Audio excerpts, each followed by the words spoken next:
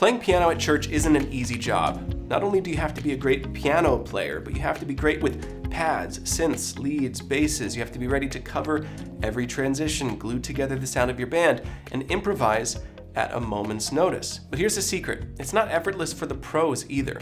They work at it too.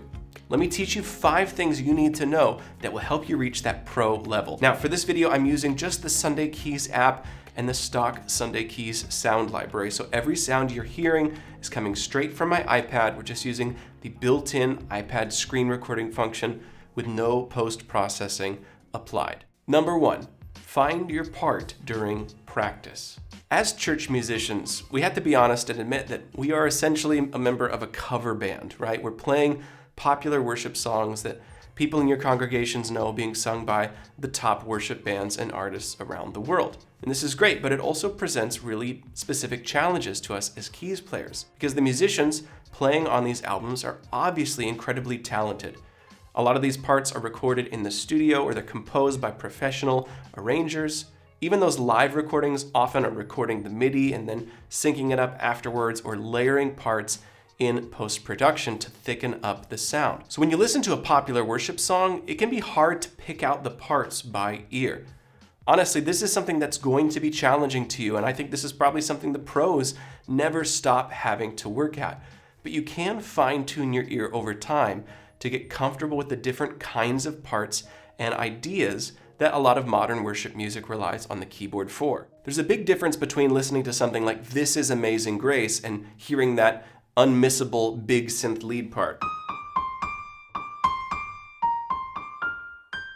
and then hearing this giant wall of sound that you might hear on a big Bethel bridge, where there's not really a bunch of distinct synth hooks or anything like that, but you can tell that the keyboard is filling tons of space. As you work towards building to that pro level, it's really important that you start to think more about what the parts need to accomplish in the song rather than the exact specifics of what notes might be playing. Because the truth is, when you're listening to that really full, dense wall of sound mix, there's more notes often being played than you would be able to pull off live anyway. Multiple layered keys and programmed synth parts. You shouldn't always concern yourself with exactly replicating all of that nuance.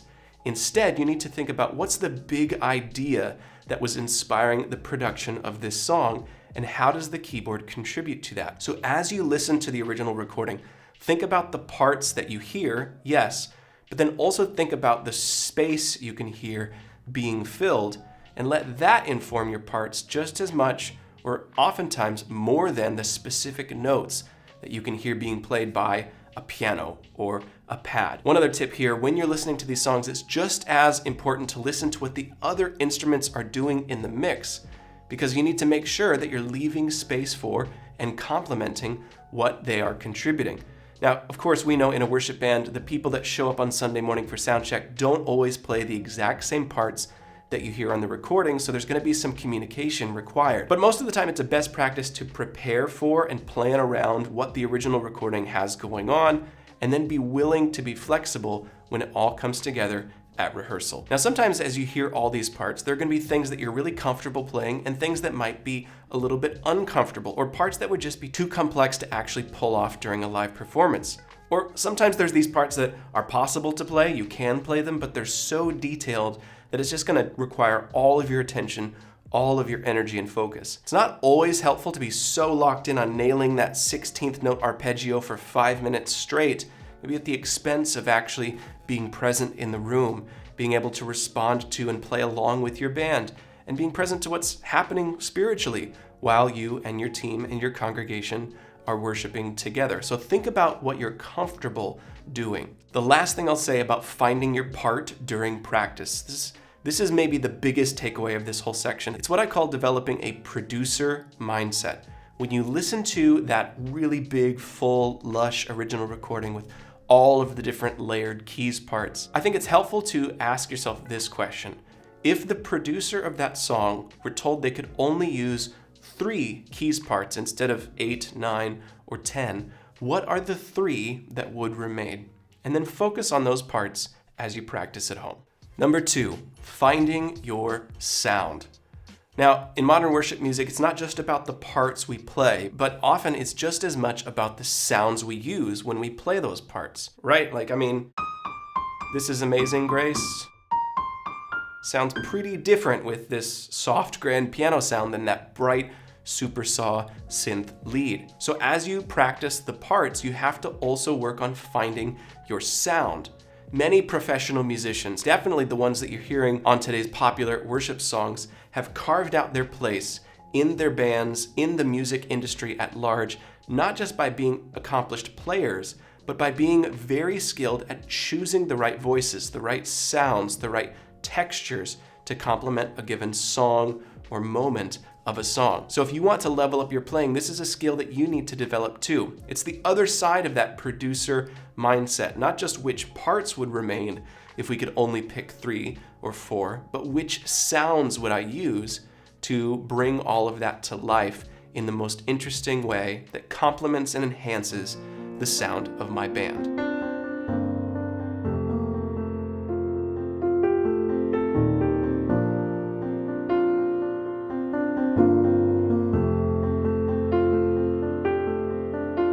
Finding your sound can be really challenging. This is where a lot of people get hung up on the hardware side of things. Sometimes it's hard or unintuitive to find the right worship sounds inside of hardware keyboards.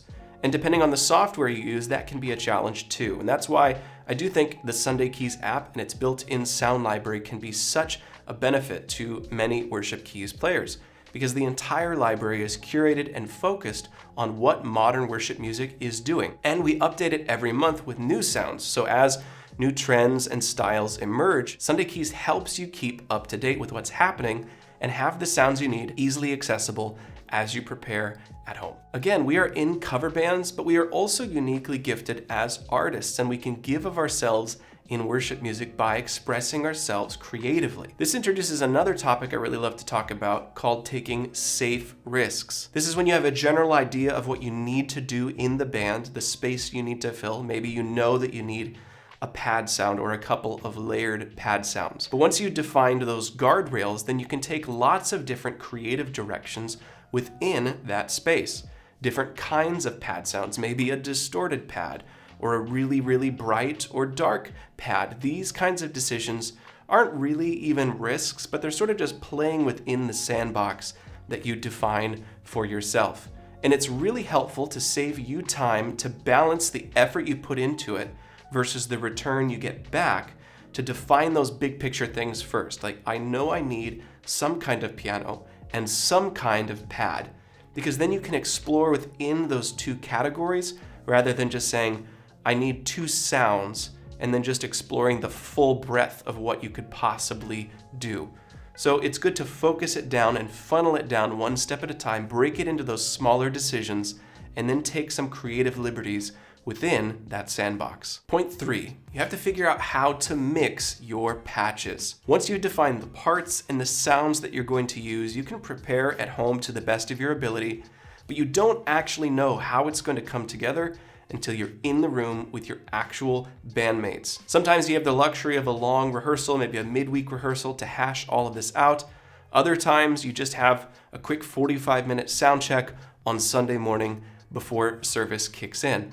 Either way, you have to be prepared to make adjustments to the decisions you made at home once you actually get to rehearsal. This requires clean lines of communication, not just between you and your worship leader, or you and your band director, or you and the electric guitarist or the other members of your band, but also, and maybe even especially important, between you and whoever's behind the sound desk at front of house. If you're only running 1 or 2 outputs, like a mono output or a stereo output to the soundboard, and you're layering multiple sounds together, you should ask for feedback from your audio engineer, not just on how the overall sound that you're bringing is fitting into the mix, but if there's anything specific that they need more or less of. Because they can just turn all of the keys up or all of the keys down in that scenario, if they're not giving you feedback on, hey, I need a little bit more ambience, can you bring up the volume of the pad? Or I need a little less from the grand piano, it's way louder than the pads. The only thing they're going to be able to do is just turn everything down. And then your overall impact and ability to enhance the sound of your band is diminished. So this can happen during sound check, like as everybody's setting levels, I like to play through all of the different patches and textures that I'm going to bring through the duration of that set list. You can ask for feedback on the mix then, but you should also try and ask for feedback in between each song as you rehearse. Or at least just say to the audio engineer, hey, after we do each song this morning during sound check, if there's anything you need, just let me know and I'm happy to adjust it so it makes it easier for you. Now, there are a few things you can do with technology to make this a little bit lower stakes. The Sunday Keys app supports sending multiple audio outputs based on groups. So you could send the pianos and the pads and the synths and the bass all separately to front of house. And then your audio engineer actually has the ability to make these kinds of mix adjustments independently of whatever you have going on. This can give them more creative control. So if they feel the band needs more glue, they can increase the volume of the pads. Or if they want to make sure that that grand piano really sings during the intro, they can just increase the volume of that core instrument. Now you need to have an audio engineer that's comfortable working with more signals to mix, and you also need to have the technology required to be able to do that. You need an audio interface with multiple outputs, and you need enough inputs on your soundboard. But if you have those things in a row, it can make a big difference. And a lot of the pro level, worship bands are splitting their outputs, at least to some extent, so their audio engineer has that level of control. Number 4, knowing when to play more.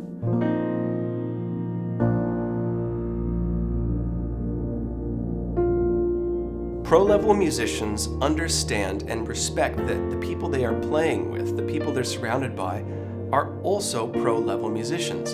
And this informs how they play because there's a built-in level of trust with the people that they're playing music with.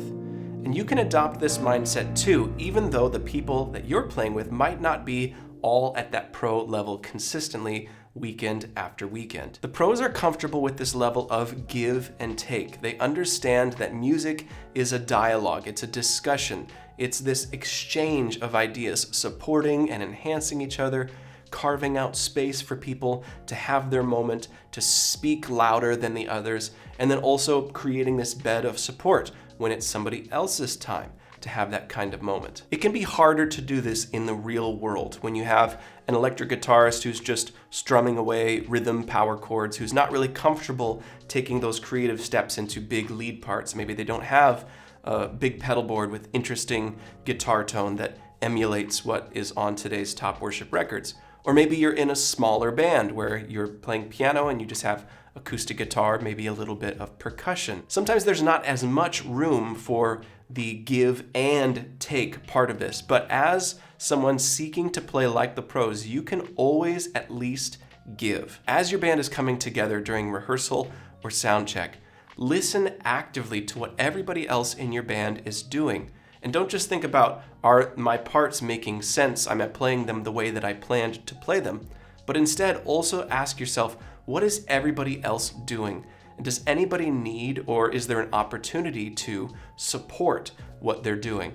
If you have someone who's just strumming away on rhythm on electric guitar, then you can open up your hand positioning and leave that space for them in the mid-range and fill the top end that they are not filling. If you have a great electric guitarist who's playing all of those great lead lines and riffs, you can leave space for them by closing your hand position and playing in the low mids to glue everything together, avoiding stepping on their toes. Or at the right moment, you can double up those great electric guitar parts that they're playing, which will just make their parts sound that much better. If you've ever been in a band where not everyone is playing at the same level, you know that it can be a little bit tense. You might feel that push and pull of, oh, are we really going to be able to pull this off? You're not sure how the set list is going to come together.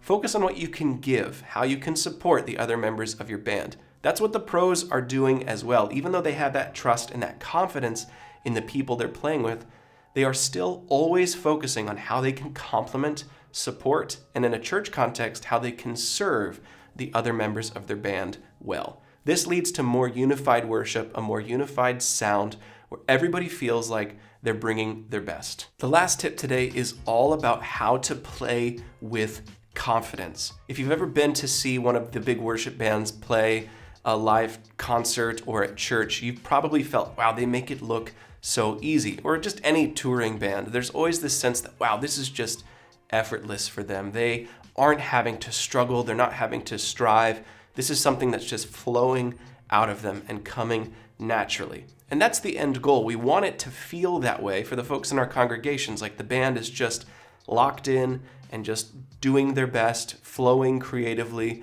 as one. But we also want it to feel that way for us as musicians. Again, if you're so locked in on how hard your parts are to play that you're not in the room at all, then you're missing the mark. So there's 3 key moments that I feel really determine whether this level of confidence can actually be achieved by you. First is efficient practice. When you're practicing at home, figuring out the parts and the sounds, you have to sweat the big stuff, the important moments. You have to identify, okay, if I have limited practice time, what are the most important things for me to get really comfortable with? Oftentimes, as musicians, we're drawn to the big sparkly things, the lead lines, the big parts, or all of those complex arpeggios. But oftentimes, it's actually the moments of transition, the starts and stops of songs, how we're getting from one song to another, or how we're moving from a down chorus to a giant bridge, those dynamic transitions. This is really what makes a band feel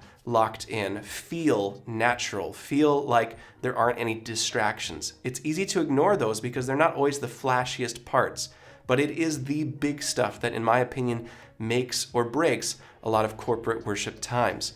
So sweat the big stuff. Focus on those things during practice rather than all of the specific nuances of the riffs. Maybe you have time for the riffs, maybe that comes naturally to you, and that's great. I'm not discouraging learning the parts and focusing on those creative flourishes.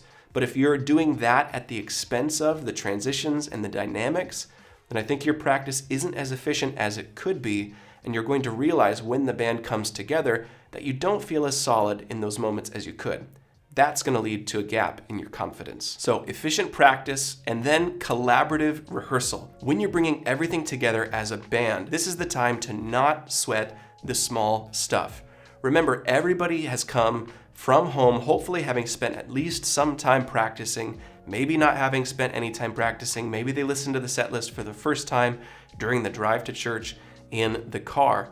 But you know what? Whatever happened at home, however prepared anyone is or isn't, that's already locked in. It's not going to change.